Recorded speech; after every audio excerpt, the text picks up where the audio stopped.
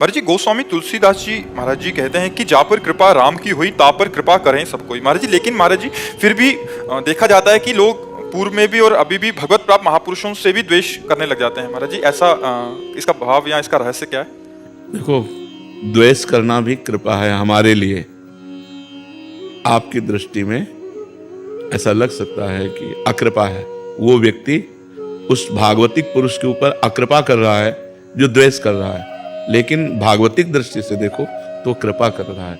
वो द्वेष करके जब प्रतिकूलता और अपमान करेगा तो उसको अपनी स्थिति का अनुभव होता है। जब हृदय शांत और निर्विकार होता है तो वो उसकी स्थिति का अनुभव कराने में, स्थिति को परिपक्व करने में सहयोगी हुआ तो कृपा हुई कि नहीं?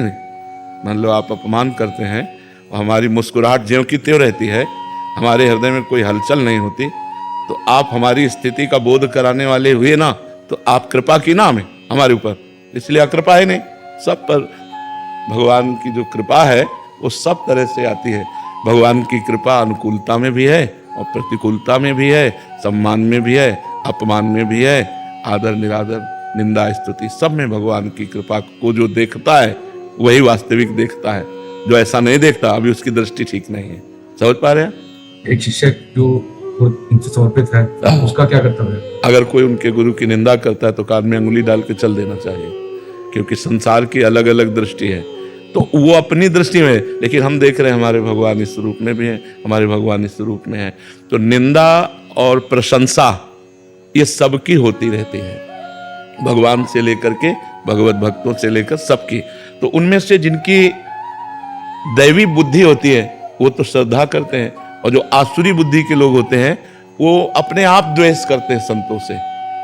वो बुराइयां ढूंढ करके बुराइयों का वर्णन करते हैं, अपनी मानसिकता की बुराइयां। तो हमारे जैसे गुरुदेव की कोई निंदा करे तो संत शंभु श्री पद अपवादा, कही सुनी तहां अस मर्यादा, काटी जीभ तासु जो बसाई, श्रवण मूंदी न त चले पराई। तो हमको दूसरा पक्ष अच्छा लगता है, तो कान मूंदी न तो चले पाए, श्रवण मूंदी न तो चले, कान में अंगुली डाले राधा राधा, वहां से चल दे, खत्म। वो उसका विचार है, वो उसकी धारणा है, हमको अपने भाव से चल देना चाहिए। आज तक कभी एक पक्ष नहीं मिला, दो पक्ष सदैव रहे, इसीलिए इसका नाम दुनिया है। भगवान श्री कृष्ण को भीष्मादि महापुरुष परब्रह्म परमात्म तत्व देखते थे, और दुर्योधन, वही दुर्योधन भगवान की निंदा करता था, भगवान को बंदी बनाने की सोचा, क्या क्या नहीं भगवान के प्रति उसने भाव किया।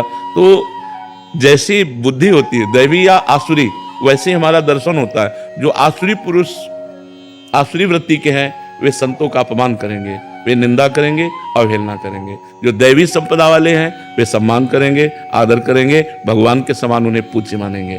तो हमको जानना है कि आसुरी वृत्ति का है, ऐसा मानकर छोड़ देते हैं। जैसे पागल आदमी गाली दे तो हम उस पर ध्यान नहीं देते, ऐसे कोई गुरु की निंदा करे, संत की निंदा करे, हम उसकी बातों पर ध्यान नहीं देते, चल देते हैं। बातुल भूत विवश मतवारे, ते नहीं बोले ही बचन विचारे, तिनकर कहा सुनी नहीं काना।